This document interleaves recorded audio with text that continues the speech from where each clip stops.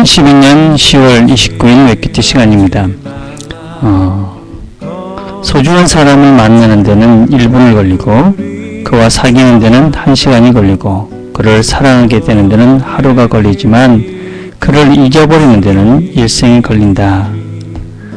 장영희 교수의 어떻게 사랑할 것인가 라는 책에 나오는 이야기입니다. 오늘도 소중한 만남들을 만들어가는 그런 좋은 하루가 됐으면 좋겠습니다. 우리가 같이 듣는 찬양은 마음 다해 라는 찬양입니다.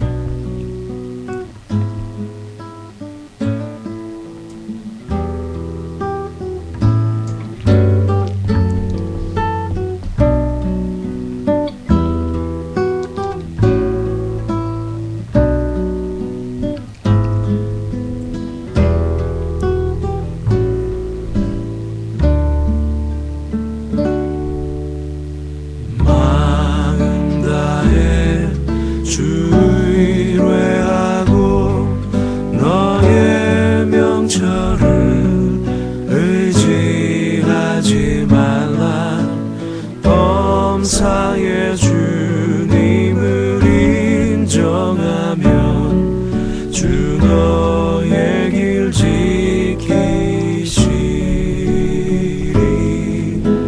지켜주시리.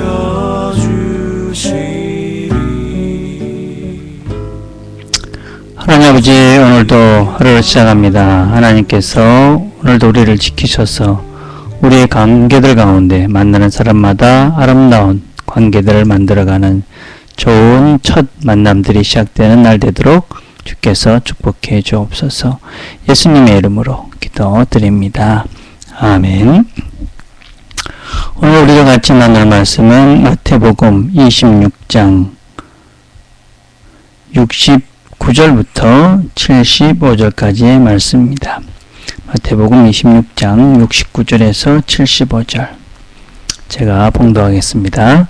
베드로가 바깥들에 앉았더니 한 비자가 나와 가로되 너도 갈릴리 사람 예수와 함께 있었도다 하거늘 베드로가 모든 사람 앞에서 부인하여 가라되 나는 내 말하는 것이 무엇인지 알지 못하겠노라 하며 앞문까지 나아가니 다른 비자가 저를 보고 거기 있는 사람들에게 말하되 이 사람은 나사렛 예수와 함께 있었도다 하며 베드로가 맹세하고 또 부인하여 가라되 내가 그 사람을 알지 못하노라 하더라. 조금 후에 곁에 섰던 사람들이 나와 베드로에게 이르되 너도 진실로 그 당이라 내 말소리가 너를 표명한다 하거늘 저가 저주하며 맹세하여 가라되 내가 그 사람을 알지 못하노라 하니 닭이 곧 울더라.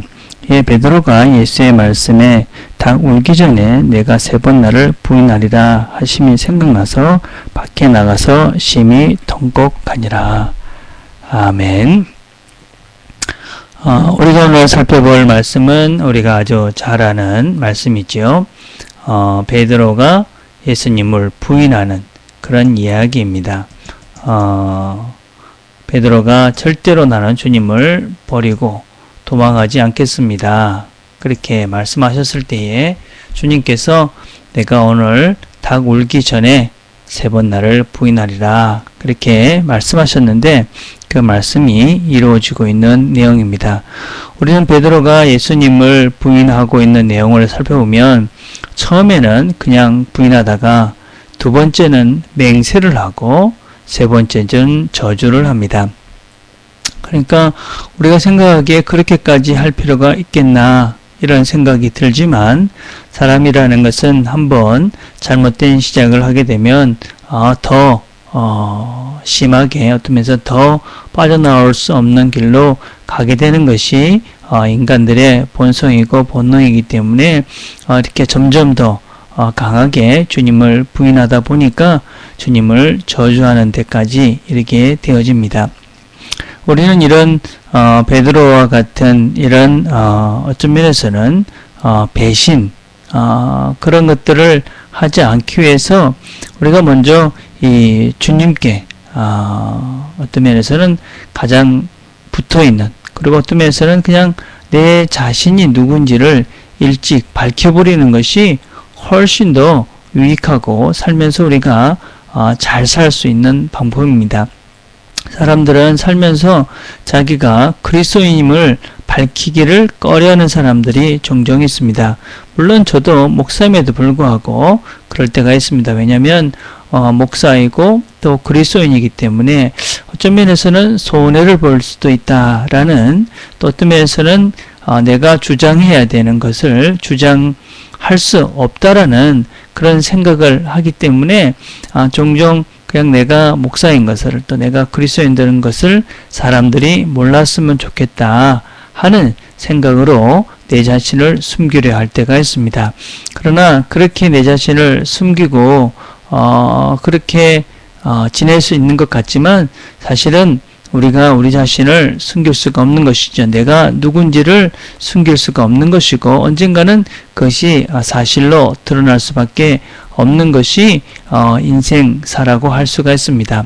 사실 베드로는 자신이 예수님과 함께 있지 않았다 그렇게 부인을 하지만 그것을 부인할 수는 없는 것이죠. 완전히. 왜냐하면 베드로는 3년 동안이나 예수님과 함께 다녔고 그 많은 사람들이 보았을 것이고, 또 우리가 본문에서 보는 것과 같이 이 당시에 지방 어떤 말에서 우리가 말하는 사투리 같은 것들이 있었는데 베드로의 말투에 이런 것들이 다 묻어났기 때문에 베드로는 자신이 이 예수님과 함께 있었던 사람이라는 것을 부정하는 것은 상당히 어려웠던 것입니다. 그럼에도 불구하고 베드로는 기필코 자기가 처음부터 누구인지를 밝히기를 꺼려했기 때문에 예수님을 맹세하면서 또 예수님을 저주까지 하면서 아주 부끄러운 그런 모습을 우리에게 보여줍니다.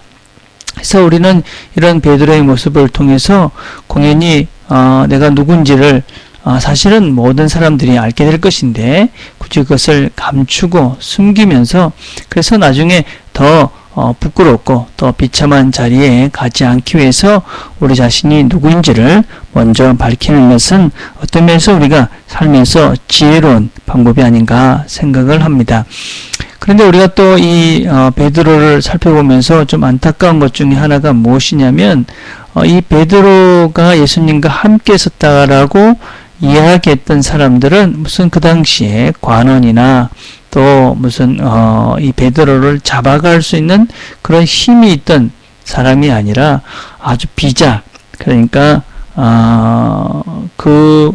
이 예루살렘 이 성 안에서 이 하던 이 가야바의 이 법정에서 이렇게 그냥 종로릇을 하는 정말 별 볼일 없는, 별 힘이 없는 그런 사람이었음에도 불구하고 베드로는 그런 사람들 앞에서조차 자기에게 사실은 별로 큰 영향을 줄 것 같지 않은, 자기를 잡아갈 수 없는 것 같은 그런 사람들 앞에서조차 예수님을 부인하고 있는 모습들이 어쩌면 더 마음을 아프게 합니다.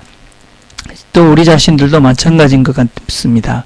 아주 작은 것, 그런 작은 이익들 때문에 사실은 주님을 부인할 때가 우리가 한 번씩 있기 때문에 우리가 우리 자신들을 참 스스로가 부끄럽게 생각할 때가 있지요. 근데 우리는 이 본문을 읽으면서 또 한번 생각할 수 있는 장면은 예수님께서 이 베드로가 세 번 부인했을 때 예수님의 눈과 이 베드로의 눈이, 예수님이 이 베드로를 쳐다보고 그때 그것을 보았다. 그 주님이 그것을 알게 되었다는 사실입니다. 과연 주님께서 이 베드로가 자기를 부인하고 그렇게 저주하며 맹세할 때 이 베드로와 눈이 마주칩니다. 그때 과연 이 예수님은 어떤 마음이었을까? 베드로는 물론 죄송스럽고 미안한 마음이었을 것이지만 예수님은 어떤 마음이었을까? 저는 예수님은 우리 같으면 얘놈아, 그래 네가 그럴 줄 알았어, 그런 눈으로 보겠지만 아마 베드로를 향해서 괜찮다, 내가 너를 이해한다, 그런 눈으로 주님이 베드로를 보지 않았을까 생각을 합니다. 사실 이 베드로의 이 부인한 이 사건을 마태가 기록한 것은 이 베드로의 잘못한 것을 지적하기 위해서 이 본문을 기록한 것이라기보다는 어떤 면에서는 이렇게 주님을 맹세하면서 저주까지 하면서 부인했던 이 베드로가 이 베드로를 주님은 사랑했고 이 베드로가 주님의 사랑에 감격해서 그렇게 주님을 위해서 자신을 드렸다. 이 이야기를 사실은 후대에 알려주기 위해서 이 마태는 이 본문을 기록하고 있는 것입니다. 베드로도 이렇게까지 주님을 배신하고 떠났던 사람이다. 이렇게까지 저주까지 하면서 주님을 부인했던 사람이다. 그런데 이 베드로가 어떻게 살았는지 너희들이 알지 않느냐? 이 베드로가 너희들 다 알다시피 주님처럼 주님 가신 길 그것도 모자라서 사실은 십자가에 거꾸로 매달려서 주님처럼 죽을 수 없다. 그래서 십자가에 거꾸로 매달려서 죽었던 주님을 위해서 죽었던 사람이 바로 베드로가 아니냐. 베드로가 그렇게 주님을 부인했음에도 불구하고 그렇게 주님을 위해서 죽었던 것 너희들 기억하지 않느냐. 왜냐하면 이 베드로가 주님을 사랑했고 또 주님이 베드로를 사랑했기 때문에 그 사랑을 알았기 때문에 베드로는 그렇게 살았다. 이 얘기를 하는 것이지요. 그래서 성도들에게 힘들고 어렵고 지쳐있는 성도들에게 너희들이 지금 그렇게 주님을 어떤 면에서는 거부할 때도 있고 작은 것 때문에 주님을 부인할 때도 있지만 그럼에도 불구하고 주님은 너희들을 포기하지 않고 끝까지 사랑하실 거고 너희들은 베드로처럼 돌아와서 힘을 내서 주를 위해서 살 수 있을 것이다. 그런 말씀을 그런 힘을 그런 위로를 해주기 위해서 이 본문을 기록하고 있는 것이지요. 오늘 우리에게도 마찬가지라고 생각합니다. 하나님께서 왜 이 말씀을 지금 우리에게까지 전해주고 있느냐. 이런 베드로 이런 어떤 면에서는 주님을 배신했던 베드로 이 주님을 배신했던 이 베드로의 배신과 이 주님을 거부했던 이 마음보다도 더 큰 사랑으로 베드로를 용서하시고 다시 세웠던 그 하나님께서 우리도 여전히 사랑하고 계시고 우리를 지금 더 큰 사랑으로 지금도 인도해 가고 계신다. 그러니 너희들이 작은 실수, 작은 부인, 또 어떤 면에서 큰 실수, 큰 잘못을 해도 이 베드로를 용서했던 것처럼 너희들도 용서하고 사랑하신다. 이 얘기를 주님께서 우리에게 가르쳐 주시기 위해서 이 말씀을 우리에게 주신 것이지요. 그래서 우리가 주님이 우리를 사랑한 그 사랑 때문에 또 다시 한 주를 시작하는 것입니다. 주님께서 우리를 사랑하시고 이끌어 가실 것이기 때문에 힘을 내서 또 한 주를 살아갑니다. 그러면서 사람들을 만나고 우리가 주님처럼 사랑하려고 애쓰고 힘쓰고 그렇게 주님 가신 길을 따라가려고 애쓰는 것입니다. 그렇지만 우리가 힘이 연약하고 부족하기 때문에 하나님 말씀을 들으며 다시 한번 힘을 얻고 또 성령께 기도함으로 성령의 도우심으로 그 길을 갈 수 있도록 그렇게 성령께서 도와주시기를 바라면서 그 길을 가는 것이다 라고 할 수 있습니다. 오늘도 우리가 주님께서 우리를 무엇보다도 누구보다도 사랑하셔서 우리가 주님을 배신했던 또 우리가 주님을 거부했던 우리가 주님께 지었던 죄보다도 더 큰 사랑으로 우리를 용서하시고 사랑하시고 이끌어 가신다 하는 것을 명심하고 오늘도 말씀 가운데서 우리 주변의 사람들을 주님처럼 사랑하면서 성령의 도우심으로 힘을 내서 그렇게 살아갈 수 있는 저와 여러분들이 다 되기를 간절히 바라겠습니다. 기도하겠습니다. 하나님 아버지 감사합니다. 우리의 연약함과 부족함과 제 마음에도 불구하고 여전히 우리를 사랑해 주시는 하나님 감사합니다. 하나님의 그 큰 사랑을 저희들이 알기에 오늘도 힘을 내어 하루를 살아갑니다. 힘을 내어 사람들을 만나고 힘을 내어서 사랑을 하려 합니다. 성령께서 우리를 도우셔서 하나님의 도우심으로 이 주님 가신 길을 잘 따라갈 수 있는 우리 모든 가족들이 될 수 있도록 나의 부족함보다도 더 큰 사랑으로 우리를 안고 가시는 주님의 사랑을 기억하며 힘내서 이 하루를 살아갈 수 있도록 주여 축복해 주옵소서. 예수님의 이름으로 기도드립니다. 아멘.